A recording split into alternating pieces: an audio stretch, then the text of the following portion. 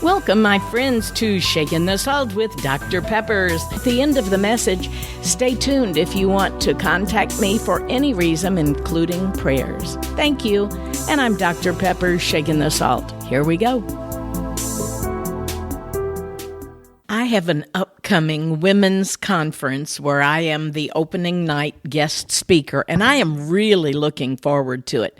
If any of you are in the Florida area and would like to come, it's August 15th, so that's in 2 weeks. Well, my deadline for getting in the PowerPoint and the bio and the introduction and the handouts, of which I had about 10 pages, was 2 days ago.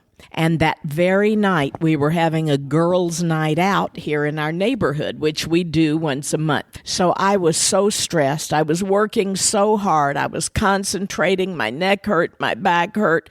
I was typing away at the keyboard. I was snapping at my husband because he wasn't bringing me stuff to drink and just stupid little things like that. But I thought in the back of my mind, but we're having girls' night out tonight. It's actually girls' night in because we all bring one of our favorite foods, and poor Bud, my husband, had already volunteered to go to the grocery, the deli, where he was going to pick up our wings for the night. And he did. The chicken, it turned out he got chicken. It wasn't actually wings. It was like chicken nuggets or something like that. Anyway, it didn't matter. It was really good. So here he had done all of this. I was still snappy and grumpy, and yet I was finishing it up because I have a godly Christian church presentation.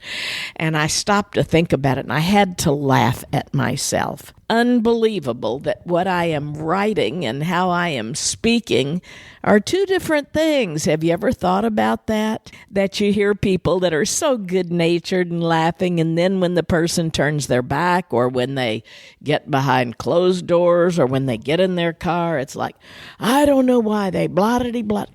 Now, I just had to stop because I was the person I was talking about. And I realized it. And so I asked God for forgiveness. And our girls' night in over at one of the neighbors' houses once a month was always something fun. And we always just chatted and caught up on the neighborhood news, etc. And I know that only one or two of them are really Christians. And so they usually ask me to do the prayer. I knew this other girl was. And so I asked her if she would say the prayer. And she said, yeah, I will. And she did. And she did a great job, but it kind of opens the door because some of these gals have been unchurched. They didn't grow up in church. They never went to church. They still don't.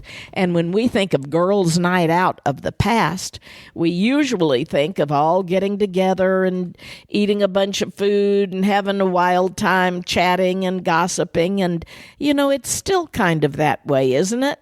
And even though we are mature adults, we think back to the times like when we had sleepovers and girls' gets-togethers and nothing but junk food and binge-watching movies or analyzing available guys.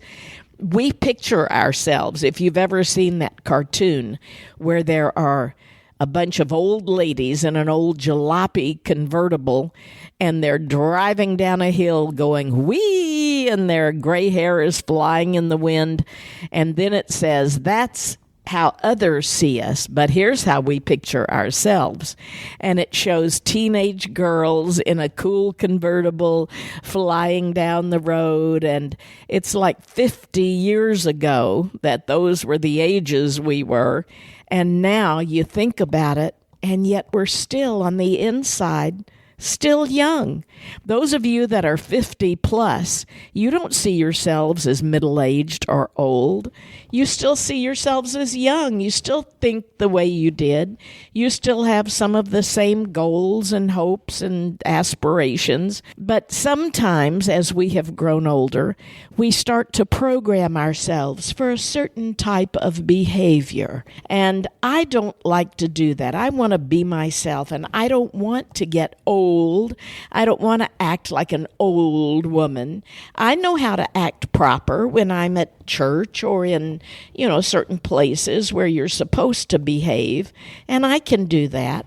But most of the time, I just want to be a cut-up. I always got in trouble at school, so why not get in trouble at the grocery store or get in trouble at one of the movie theaters? A bunch of us are going to a movie on Thursday, and I'm thinking, oh boy, I hope we don't get kicked out of here. Well, one of the things that helps us to grow up, those of you that have had children and probably have grandchildren now, you have to become a proper mother to teach your children how you should properly act.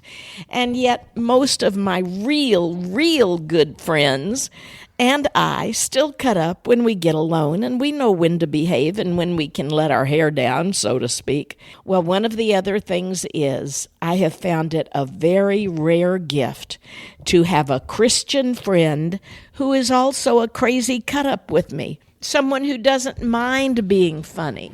I'm in a Bible study Zoom group that's actually universal because we have a woman that was from China, one from Australia, one from England, and one of the gals, I won't mention her name, but she is so funny. And yet she is a Bible study teacher at her own church down in Texas, and she just keeps us in stitches, and we love seeing her and hearing her. She is so funny. And we can still have all of the fun that we used to have.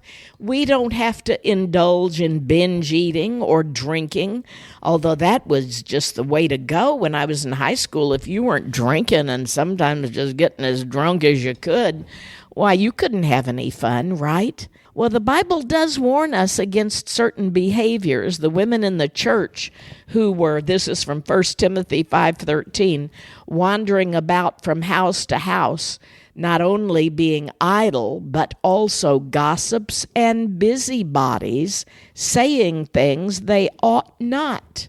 Look it up if you don't believe me. But what a sadly accurate picture of all too many Christian women today. High schoolers, middle-aged moms, some of the older ones. And it's true that spending time with our friends can be a refreshing and wonderful experience. But it's all too easy to fall into those same old patterns that Scripture warns us against. And some of the ways we used to act before we became, quote, godly, unquote, women. Culture tells us that gossip and guy talk and self-indulgence are the best way to have fun with our girlfriends and get drunk and, do all kinds of things. But some of the practical things that we have found is don't gossip. That's one of the things. And don't lie. And don't do anything that you would be embarrassed to do in front of your church friends or your own mother, although my mother has certainly seen me do worse than that. But I want to be a good example, and I want other women to be able to look at me and say, see, you can still have fun and be crazy and be goofy and do all these things, but still be a Christian woman. That's the kind of Christian woman I want to be. I want to be real. I want to keep the same personality that God gave me. I still have ADHD, but I want to use it to glorify Him. So I will be real when I speak before these women at the conference where I'm the opening speaker. I'm not going to pretend I'm something I'm not. Thank God I'm not like one of them, as the Pharisees would say. But instead, I am going to be real and tell them the truth about what I was before I came to Christ, how I almost died, self-induced, and then how He changed me, picked me up, gave me wings to fly, gave me joy, and peace is the theme that I'm opening up with from Colossians 3. Let the peace of Christ rule in your hearts. If you don't have peace, my friend, I'm so sorry for you, because I have the peace that passes all understanding, and I would love to share it with you. Now, I hope those of you in the area will come. Contact me if you'd like to, and those of you that live far away, may you find a group of fun, godly gals to just have good fun with, and also to influence because Jesus ate with the sinners. He just didn't sin with them. I'm Dr. Peppers, shaking the salt. Thanks for staying on, my friend. If you would like to contact me, visit saltandlightministry.com. If you want to share your story with me, ask a question, have me come speak to your group, or maybe just request prayer. Once again, saltandlightministry.com. Thanks and God bless.